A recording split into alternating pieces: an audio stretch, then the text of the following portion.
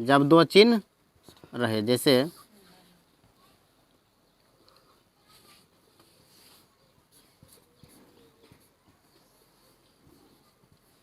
-6 और -6 कितना होगा 12, किस में होगा माइनस में। अगर एक प्लस और एक माइनस दिया हुआ रहे तो इस कंडीशन में क्या होगा, घटेगा। इस चीज़ का हमें जो है पूरा पता होना चाहिए, यानी बीजगणित का जोड़ घटों का ज्ञान जो है पूरा होना चाहिए, तभी इस चीज़ को हम क्या कर पाएंगे, समझ पाएंगे। इसके साथ साथ गुना भी समझना क्या है, जरूरी है। तो जैसे पहला कोई एक समीकरण लेते हैं, उसको कैसे बनाया जाए इसको सबसे पहले बारीकी से समझते हैं। जैसे कि देखो x² minus 3x plus minus कितना है 10 बराबर क्या करेंगे 0। समीकरण है तो बराबर 0 देंगे। गुणनखंड विधि से इसका हल करना है तो सबसे पहले क्या करेंगे, ये पहला और तीसरा को गुना करेंगे। अब पहला बताए हैं कि कौन होता है x² के गुणांक और अचर राशि, ये हो गया पहला और तीसरा। x का गुणांक जो होता है इसको दूसरा पद मानेंगे हमेशा, ठीक है। तो पहला और तीसरा को क्या करना है, गुना करना है। पहला और तीसरा को क्या करना है, गुना करना है। अगर गुना करेंगे तो -10x² होगा, ठीक है। अब इस 10 को दो ऐसे गुणनखंड में तोड़ना है कि गुना करके तो 10 पूरे, गुना करके कितना पूरे 10 पूरे, जोड़ घटा करके जो है बीच वाला संख्या जो है वो आना चाहिए।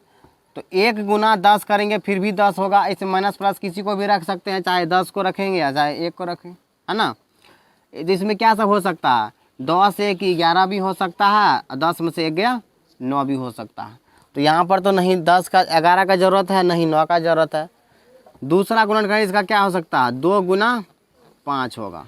अब इसका कोई गुणनखंड इसका होने वाला नहीं है। 5 2 7 भी अगर पूरा सकते थे और 5 में से 2 घटा करके 3 भी ला सकते हैं, है ना। तो इसका मतलब ये गुणनखंड क्या है इसका सही है। तो यहाँ हमें जो है ऐसे दो गुणनखंडों का चयन करना है कि गुना करने के बाद पहला और तीसरा के बराबर होना चाहिए और दोनों को जोड़ या घटा करने के बाद यहाँ बीच वाला संख्या होना चाहिए। कई बार गुना करने के बाद मिल जाता है लेकिन जोड़ने घटाने के बाद नहीं मिलेगा तो वो उसका गुणनखंड नहीं बनेगा, है ना। तो यहाँ पर क्या करेंगे 2 और 5 लेंगे तो इस बात का भी ध्यान रखेंगे कि किसमें संख्या जो है ज़्यादा में है। तो यहाँ देखो x² है ना, -3x है तो बड़ा संख्या को बड़ा रखेंगे।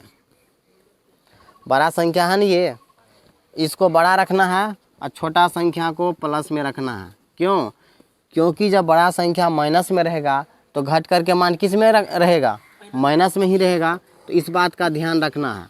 अगर यहाँ पे प्लस में रहता तो प्लस वाले संख्या को ज़्यादा रखते हैं, माइनस वाले को कम रखते हैं। अर्थात कहने का मतलब ये है जोड़ घटा करके हमें इस बीच वाले संख्या सेम टू सेम होना चाहिए। -10 बराबर क्या 0। अब यहाँ पर क्या करना है, कॉमन लेना है। तो कॉमन वही संख्या होता है जो दोनों में होता है, ठीक है, या ऐसा संख्या जो दोनों संख्या को विभाजित करता हो। तो x अगर हम कॉमन ले लेंगे तो क्या होगा x - 5, यहाँ पर +2 अगर कॉमन ले लेंगे तो x - 5। एक बात का ध्यान रखना है, अगर दोनों गुणनखंड में एक पद अगर कॉमन आ जाए तब ये समझेंगे सही है, नहीं तो वो गुणनखंड क्या हो गया गलत हो गया। पहला पद में x - 5 और दूसरा पद में भी x - 5 ये दोनों आ रहे हैं तो इसका मतलब जो है ये गुणनखंड क्या है सही है। अब इसको लिखेंगे कैसे, ये x + 2 जो कॉमन लिए हैं उसको एक साथ लिख देंगे और दोनों में से जो एक समान कॉमन है उसको क्या करेंगे एक साथ लिख देना।